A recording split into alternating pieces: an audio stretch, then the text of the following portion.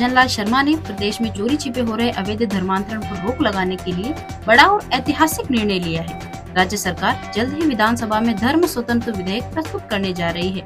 ये विधेयक पारित होते ही जबरदस्ती प्रलोभन या धोखे से किए जा रहे धर्मांतरण पर कठोर कार्यवाही सुनिश्चित होगी। इस निर्णय का स्वागत करते हुए उदयपुर सांसद मन्नालाल रावत ने कहा कि मुख्यमंत्री का यह कदम ऐतिहासिक और दूरगामी है। उन्होंने कहा कि विधेयक लागू होने के बाद राज्य में अवैध धर्मांतरण की गतिविधियों पर रोक लगेगी और समाज में सांप्रदायिक सौहार्द एवं स्थायी शांति कायम होगी। सांसद रावत ने बताया कि प्रस्तावित प्रावधानों के अनुसार यदि कोई व्यक्ति अवैध रूप से धर्मांतरण करते हुए पकड़ा जाता है तो उसे 14 वर्ष तक की कैद और 5 लाख रुपए तक का जुर्माना भुगतना पड़ सकता है। वहीं बार बार अपराध करने वालों पर और भी कठोर कार्रवाई की जाएगी। उन्होंने स्पष्ट किया कि यह कानून केवल व्यक्तिगत स्तर पर ही नहीं बल्कि इसके पीछे सक्रिय संगठनों और बाहरी तत्वों पर भी नकेल कसेगा। सरकार का उद्देश्य प्रदेश में सामाजिक समरसता को मजबूत करना और अवैध धर्मांतरण की पूरी व्यवस्था को समाप्त करना है। गौरतलब है कि वर्तमान में छत्तीसगढ़ और उत्तर प्रदेश जैसे राज्यों में भी इसी तरह का कानून लागू है। अब राजस्थान भी उसी दिशा में कदम बढ़ाते हुए इसे कानूनी रूप देने जा रहा है। माननीय भजनलाल जी शर्मा साहब की सरकार का बहुत बहुत साधुवाद है, जिन्होंने धर्म स्वातंत्र विधेयक लंबे समय से राजस्थान में विचाराधीन था, उसको कैबिनेट में अनुमति भी दी है और जल्दी ही विधानसभा में प्रस्तुत होगा।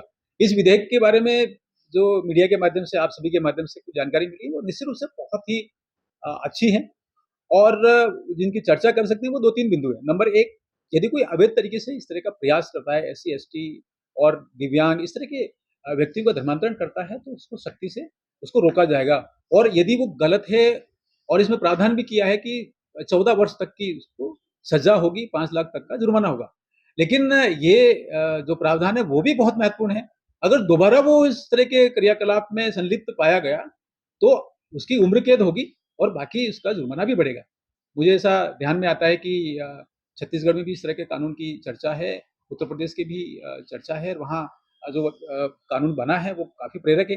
लेकिन इस कानून में एक बात बहुत अच्छे से दिखती है, वो ये है कि एक पूरा इकोसिस्टम को ही ध्वस्त करने की इसमें रचना की गई है। ये कानूनी प्रावधान आप देखेंगे कि कोई एक व्यक्ति है धर्मांतरण का काम तो कराता है, एक ढांचा भी दिखता है कि एक सभा कर रहा है, लेकिन उसके पीछे पैसे देने वाले, उसके पीछे जुड़े हुए संगठन, बाहरी लोग, ये बहुत बड़ा एक इकोसिस्टम होता है। हमने उत्तर प्रदेश के केस में या कि दूसरी रचनाओं के केस में सारा देखा है, कई बार लव जिहाद जैसे केस भी आते हैं। ये सारी की सारी रचनाएं जो हैं एक पूरी राष्ट्रांतरण का एक बड़ा सिस्टम चलता है। मूल बात इसमें यह है कि जो कमजोर वर्ग है, अनुसूचित जाति जनजाति है, एकदम दूरस्थ क्षेत्र में है, वहां इस तरह की रचना ज्यादा होती। मैं धन्यवाद करूंगा पुनः कि ये जो अवैध गतिविधि है समाज और संस्कृति को खत्म करने वाली है वो रुकेंगी और आशा करते हैं कि हम सब मिलकर सबका साथ, सबका विकास, सबका विश्वास, सबका प्रयास का जो भाव है वो जुड़ेगा और जो अवैधानिक गतिविधियां करते हैं वो सारे रुकेंगे। ये भी ध्यान में आता है कि कुछ विदेशी षड्यंत्र रचनाएं और बकायदा दक्षिण राजस्थान में ये भी चर्चा आती है कि राजनीतिक दल है जो नया नया उभरा है वो भी इस तरह के गतिविधियों में संलिप्त है। मैं बकायदा माननीय मुख्यमंत्री जी से और पूरी राजस्थान की जो प्रशासनिक तंत्र है उनसे आग्रह करूंगा कि जहां कहीं भी इस तरह की सूचना जो मिलती है सोशल मीडिया है तो उसको भी कंट्रोल करना चाहिए और इसके पूरा जो इकोसिस्टम उसको ध्वस्त करना चाहिए।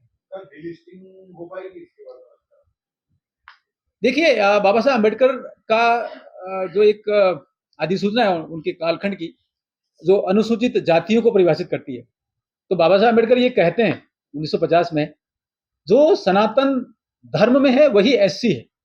अगर किसी ने सनातन धर्म, संस्कृति, परंपरा छोड़ दी है तो वो SC नहीं होगा।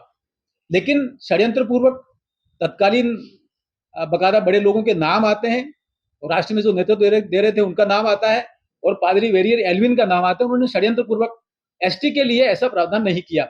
उसके परिणाम स्वरूप नॉर्थ ईस्ट कहते हैं, मध्य भारत कहते हैं, कई जगह पे ये धर्मांतरण वाली गैंग भी आगे बढ़ी, वो अपनी जगह पर है। लेकिन सबसे बड़ा नुकसान ये हुआ है कि अनुसूचित जनजातियों के जो संवैधानिक हक है, चाहे वो छात्रवृत्तियों के हो, चाहे विकास के अनुदान की बात हो या दूसरी सारी बातें जो नौकरी में रिजर्वेशन की बात हो, तो आप देखेंगे कि लगभग 5 से 7% लोग जो धर्मांतरित हो गए हैं वे ST का लगभग 70% नौकरियां, छात्रवृत्तियां और अनुदान लेके जा रहे हैं, छीन रहे हैं। मुझे लगता है ये बहुत दुर्भाग्यपूर्ण है।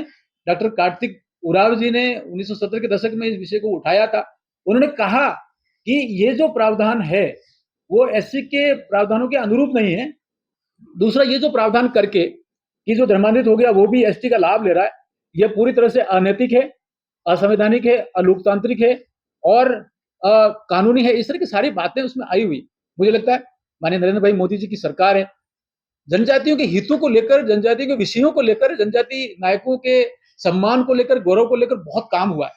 भगवान बिरसा मुंडा जी के जन्म दिवस को जनजाति गौरव दिवस घोषित किया है। धरती आबा जनजाति उन्नत ग्राम अभियान लाकर लगभग 63,000 गांव तक जा रहे हैं और करीब 5 करोड़ जनजाति क्षेत्र में जो लोग हैं उनके लिए योजनाओं के सैचुरेशन पर जा रहे हैं। ये सारी बातें तो हुई है, लेकिन अगर डिलिस्टिंग आंदोलन के माध्यम से जो भाव पूरे देश में जागृत हुआ है जनजाति हक के लिए, अगर कानून बनता है तो मुझे लगता है अपने आप में ऐतिहासिक होगा और मन में भाव आता है कि कहीं ना कहीं कुछ ना कुछ तो अच्छा हो रहा है और बहुत जल्दी अच्छा होगा।